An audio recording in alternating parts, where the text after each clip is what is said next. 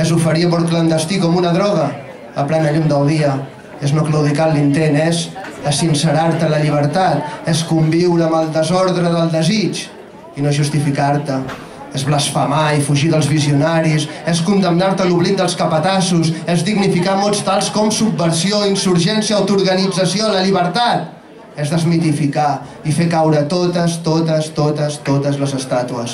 És suprimir definitivament la falsa amistat amb traïdoria, és profanar la voluntat de control del misticisme, és abolir el pecat, la mala consciència, els remordiments de la moral perversa que t'han inculcat en escoles tenebroses com palaus, com presons, amb patis enormes on només podies donar voltes. La llibertat és un hemicicle buit, un mentider coix, un dictador mut, una rumba ballant al voltant d'una foguera i les calces de la cambrera fent de bandera negra, a l'estenedor de les il·lusions completes, de les utopies acabades, de les conviccions que han deixat de presumir, de les cançons que han deixat de ser himne, mentre l'últim ideari ens escalfa els peus i ens ajuda a fer el sopar. La llibertat és treballar poc, molt poc, i llegir molt, i llençar el llibre sempre que puguis, és suprimir el prefix de la paraula sexual, és estimar, i punt.